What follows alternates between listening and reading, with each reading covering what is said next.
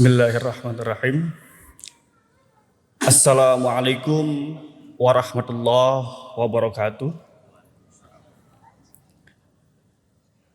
Bismillah, alhamdulillah, wassalatu wassalamu ala rasulillah, Sayyidina Muhammad ibn Abdullah, wa ala alihi wa sahbihi wa man tabi'a ila yaumil qiyamah.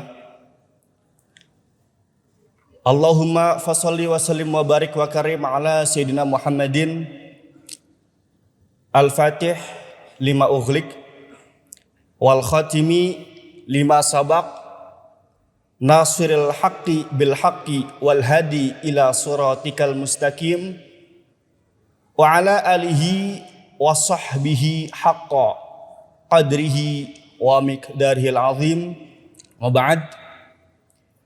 Yang saya muliakan para alim ulama, wabil khusus dari Majelis Ulama Indonesia Kecamatan Gede Bage, juga DKIM Masjid Raya Al-Jabar, dan yang saya muliakan juga para jamaah salat subuh. Tiada kata yang patut pertama kali kita ucapkan selain rasa syukur kepada Allah Subhanahu wa taala. Alhamdulillah, atas berkat curahan nikmatnya kita semua masih bisa diberikan kesehatan, khusus kenikmatan nikmat iman dan Islam. Salawat juga salam marilah kita senandungkan kepada baginda alam Rasulullah Muhammad sallallahu alaihi wasallam, kepada para keluarganya, para sahabatnya, para pengikutnya, dan juga semoga sampai kepada kita selaku umatnya yang tentu mengharapkan syafaatul uzma di hari kiamat kelak. Hadirin yang dimuliakan Allah, di kesempatan yang bahagia ini, di waktu subuh yang berbahagia ini, izinkan saya menyampaikan sepatah dua patah kata tanpa maksud menggurui hadirin semuanya. Namun mudah-mudahan apa yang saya sampaikan hari ini ada satu bentuk refleksi, ada satu bentuk muhasabah bagi kita sebagai umat Islam untuk senantiasa meningkatkan kualitas keimanan dan ketakwaan kita kepada Allah Subhanahu wa taala. Bahwa disebutkan sebaik-baiknya orang itu adalah orang yang bertakwa. Orang yang paling mulia di sisi Allah itu adalah orang yang paling bertakwa. Dan mudah-mudahan apa yang disampaikan hari ini kemudian memberikan satu impact kebermanfaatan bagi sama yang dapat kita aplikatifkan dalam kehidupan keseharian. Sebutkan bahwa khairun nasi anfa'uhum linnas. Sebaik-baik manusia adalah manusia yang paling memberikan kebermanfaatan. Sedikit apapun yang kita sampaikan, mudah-mudahan ada satu nilai positif yang itu kemudian bisa kita lakukan dan bisa kita aplikasikan dalam kehidupan keseharian. Hadirin yang dirahmati oleh Allah, alhamdulillah hari ini kita sudah memasuki bulan Syawal. Bulan Syawal ini bisa jadi merupakan bulan yang paling kita tunggu-tunggu. Di sisi lain, bulan Syawal ini adalah bulan tantangan bagi kita sesungguhnya para hadirin.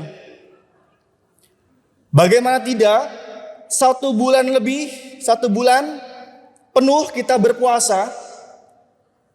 Hal-hal yang biasanya kita lakukan, itu kemudian harus kita tahan.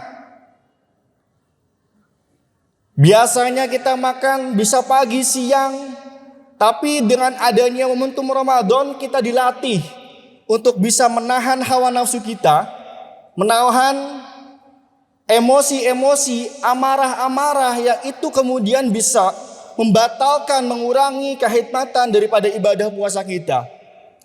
Satu bulan penuh kita digembleng hadirin. Dan kemudian kita masuk pada bulan Syawal. Dan ini adalah sesungguhnya ujian bagi kita. Apakah kemudian konsistensi kita selama Ramadan itu bisa kita lakukan hari ini?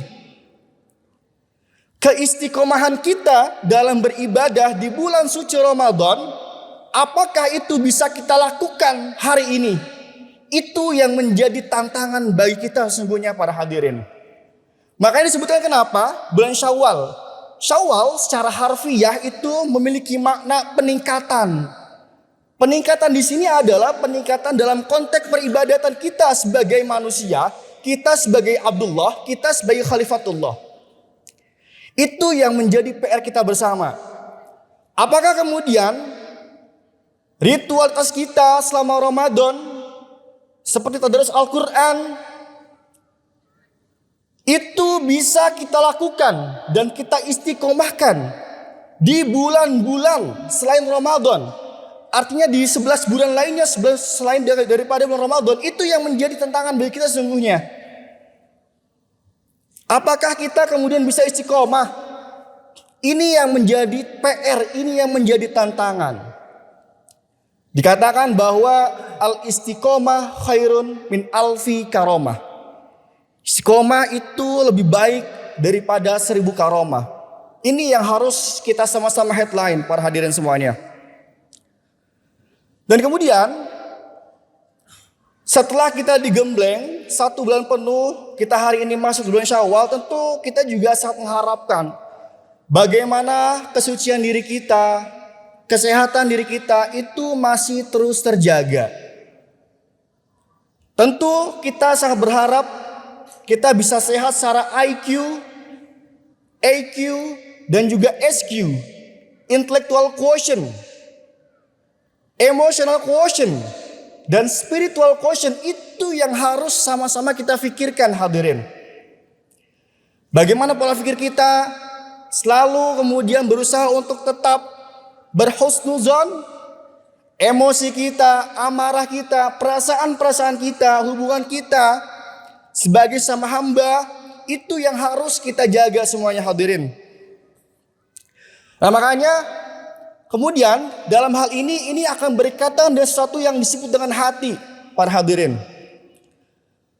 Dalam sebuah hadis diriwayatkan, disebutkan, diterangkan bahwa dalam diri seorang manusia itu ada segumpal daging.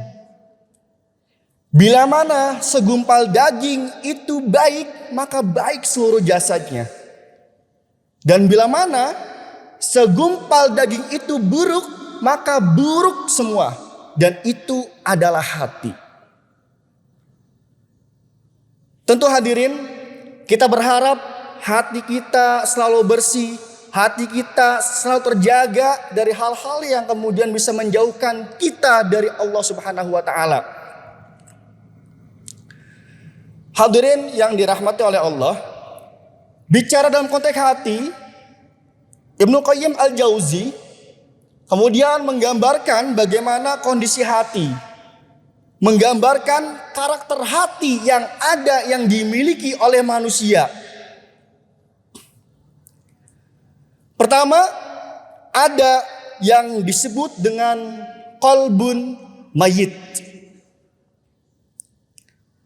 Karakter kedua, ada yang disebut dengan qalbun marid. Dan karakter yang ketiga, ada yang disebut dengan qalbun salim.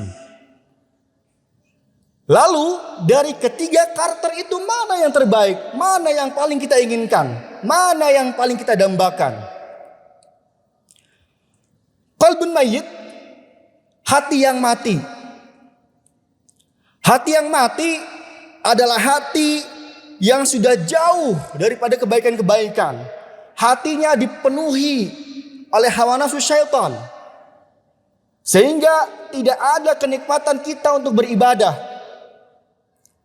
Kita selalu bermaksiat kepada Allah.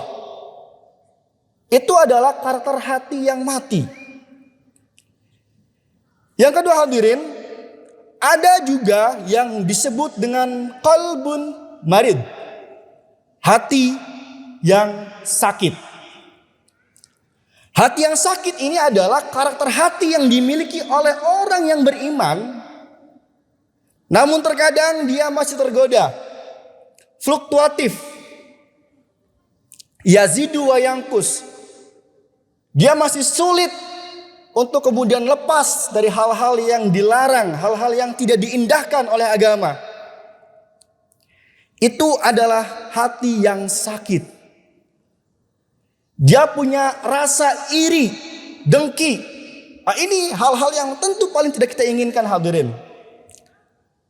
Bagaimana perasaan kita ketika hati kita selalu diliputi oleh rasa-rasa kebencian, rasa-rasa kedengkian, tentu ini tidak paling kita inginkan. Dan bila mana ada orang yang memiliki hal-hal demikian, tentu perasaan dia dalam kehidupan itu selalu akan diliputi oleh perasaan-perasaan yang membuat dirinya tersiksa. Itu adalah qalbun marid. Karakter yang ketiga, ada yang disebut dengan qalbun salim. Hati yang sehat, hati yang selamat, hati yang selalu terkoneksi kepada Allah Subhanahu wa taala. Tentu ini adalah karakter hati yang paling kita dambakan. Karakter hati yang paling kita impikan sebagai Abdullah, sebagai hamba Allah.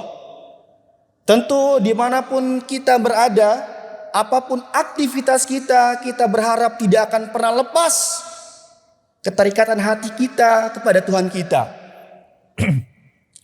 Itu adalah qalbun salim. Disebutkan, hadirin, dalam Quran surah Al-Anfal ayat 2 bahwa ada karakteristik daripada qalbun salim. A'udzu billahi minasyaitonir rajim. Bismillahirrahmanirrahim. Innamal mu'minuna alladzina idza dzukirallah wajilat qulubuhum. Al-ayah. Ini adalah karakteristik daripada hati yang sehat, qalbun salim, hati yang selamat. Satu tanda bahwa hati kita selamat adalah kita masih merasakan getaran ketika disebutkan nama Allah. Ketika kita berzikir, hati kita luluh, hati kita terenyuh, hati kita tersentuh. Itu adalah karakter daripada hati yang selamat, qalbun salim. Tentu kita berharap demikian. Lalu hadirin, bagaimana kemudian kita bisa mengetahui ada di posisi mana hati kita saat ini? Kita bisa melakukan eksperimen, hadirin, bahwa apakah ketika kita mendengar lantunan ayat suci Al-Quran, zikir-zikir, asma-asma Allah, itu ada getaran dalam diri kita. Ketika ada getaran dalam diri kita, kita patut bersyukur, hadirin, bahwa ternyata mudah-mudahan kita termasuk dalam kategori qalbun salim. Lalu hadirin, ketika seorang hamba, seorang Abdullah, dia memiliki karakter qalbun salim, dalam hatinya akan selalu ada kerinduan. Kerinduan dengan yang dia cintai. Ada perspektif yang mungkin bisa kita lihat, hadirin, dalam disiplin keilmuan psikologi, katakanlah termasuk juga dalam kategori psikologi humanistik. Erich Fromm dengan karangannya The Art of Loving, seni daripada mencintai, itu ternyata ada beberapa unsur yang disebut dengan cinta. Satu di antaranya adalah sikap bertanggung jawab. Karakter bertanggung jawab. Ketika ada kerinduan, ketika ada cinta kita kepada Allah Subhanahu wa taala, maka tentu kita harus bertanggung jawab. Kita harus konsekuen terhadap tugas kita. Bicara tugas kita, ternyata hadirin, Allah juga menggambarkan ternyata selain sebagai Abdullah, kita juga disebut sebagai Khalifatullah. Wa idz qala rabbuka lil malaikati inni ja'ilun fil ardi khalifah. Qalu ataj'alu fiha may yufsidu fiha wa yasfikud dima wa nahnu nusabbihu bihamdika wa nuqaddisu lak. Qala inni a'lamu ma la ta'lamun. Ini adalah gambaran bagaimana ternyata selain sebagai Abdullah, selain sebagai hamba Allah, Tuhan juga menyiapkan manusia sebagai Khalifatullah, sebagai seorang pemimpin yang mengisi kehidupan dunia. Tentu kita berharap apapun, dimanapun, dan dalam hal apapun kita kondisinya, kita sangat berharap bahwa ketika kita menginginkan qalbun salim, maka kita harus selalu konsekuen. Kita harus patuh, kita harus bertanggung jawab. Dalam hal ini adalah karakter manusia yang bertakwa. Lalu apa yang disebut dengan takwa?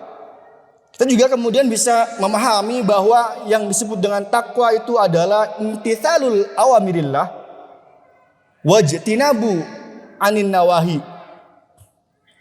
Menjalankan, melaksanakan apa yang menjadi perintah dan menjauhi apa yang menjadi larangan. Tentu ketika kita meyakini bahwa kita adalah seorang hamba yang beriman, maka ada konsekuensi logis yang harus kita lakukan,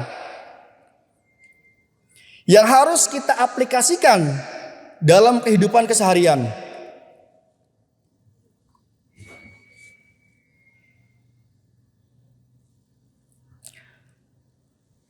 Hadirin, ada satu syair yang menarik dari Nazm Al-Amriti karya Syekh Syarifuddin Yahya, bahwa ternyata ada gambaran bagaimana karakter orang yang memiliki kecintaan, orang yang rindu dengan Tuhannya, itu layaknya digambarkan seorang yang tengah menempuh perjalanan.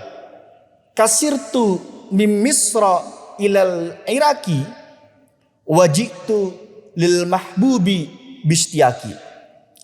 Layaknya seorang hamba melakukan perjalanan yang amat sangat jauh, bim Misra dari Mesir ilal Iraki ke Irak. Wajitu, kemudian aku berjumpa lil mahbubi dengan orang yang aku cintai, dengan Tuhan yang kita cintai, bistiaki dengan segala kerinduan.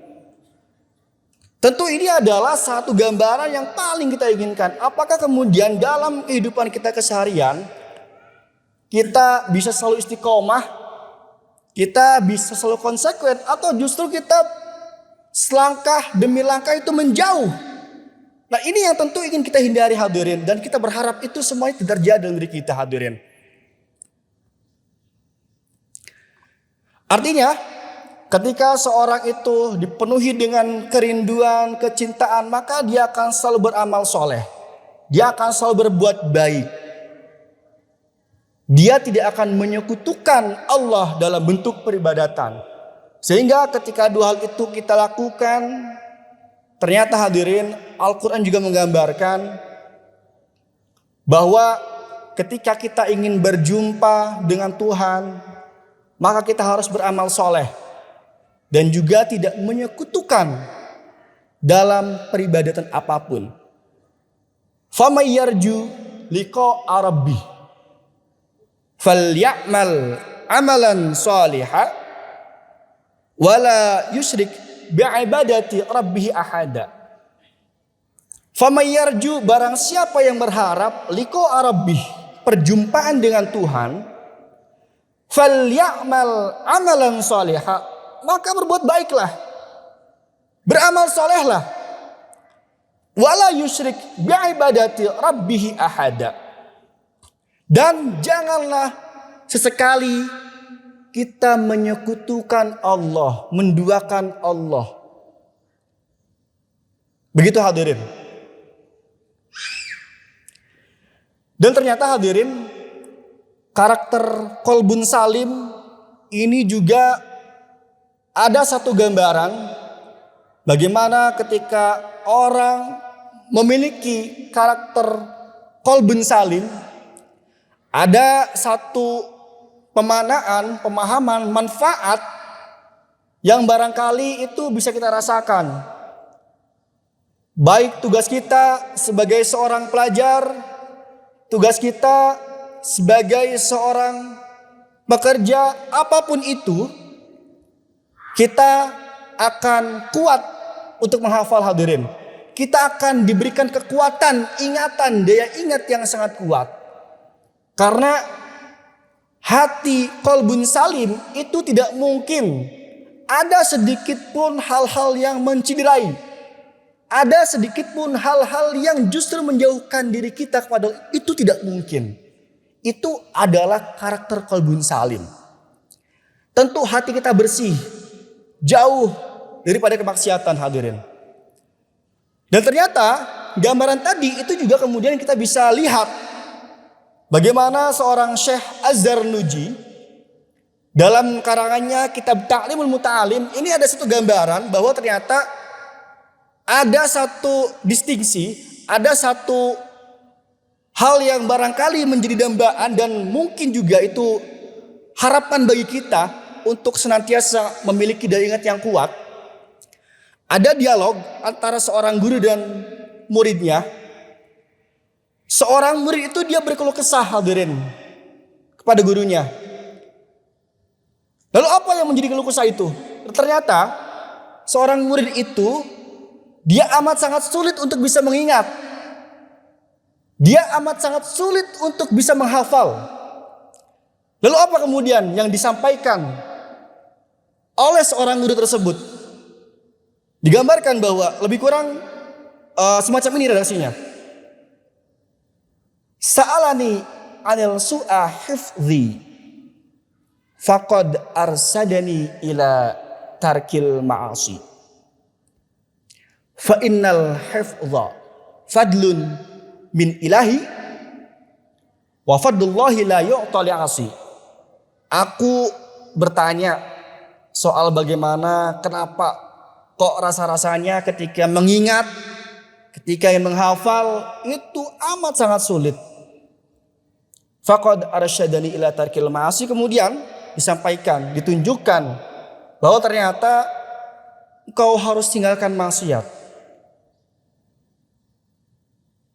Karena yang disebut dengan kekuatan daya ingat itu adalah fadlun min ilahi. Satu reward yang diberikan Allah kepada hambanya yang terpilih yang tadi meninggalkan maksiat. Wa fadlullahi la yu'ta li'asi. Dan reward itu tidak akan Allah berikan untuk orang yang bermaksiat hadirin. Tentu kita berharap hal itu hadirin. Hadirin yang dirahmati oleh Allah. Kemudian ada sedikit gambaran dalam perspektif tasawuf. Bagaimana kemudian kita ingin selalu terkoneksi dengan Allah. Kita ingin menjadi hamba yang disebut dengan insan kamil. Ternyata ada 3 tahapan yang harus dilalui oleh manusia. Itu digambarkan bahwa yang pertama ada yang disebut dengan takhalli. Yang kedua ada yang disebut dengan tahalli. Dan yang ketiga ada yang disebut dengan tajalli. Ini adalah 3 hal yang harus dilakukan dalam pandangan tasawuf agar kemudian kita bisa selalu terkoneksi dengan Allah. Pertama adalah takhalli. Kita kosongkan diri kita, hati kita dari hal-hal yang kemudian itu membuat kita menjauh dari Allah.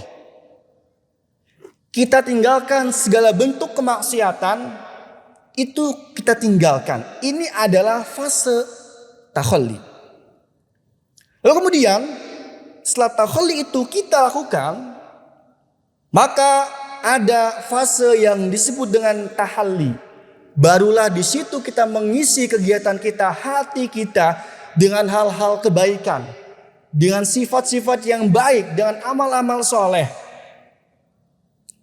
Ketika itu konsisten kita lakukan, maka ada fase terakhir yang disebut dengan tajalli. Allah menampakkan ada satu konektivitas yang dirasakan oleh hamba itu. Bagaimana dia ingin selalu bermesraan, dia ingin selalu dekat kepada Allah Subhanahu wa taala. Hadirin, demikian yang bisa saya sampaikan dalam kesempatan subuh yang berbahagia ini. Mudah-mudahan ada manfaat, mudah-mudahan ada sesuatu yang bisa kita amalkan, ada sesuatu yang bisa kita aplikatifkan, meskipun itu tidak banyak, tetapi yang terpenting adalah bagaimana keistiqomahan kita melakukan kebaikan-kebaikan itu, hadirin.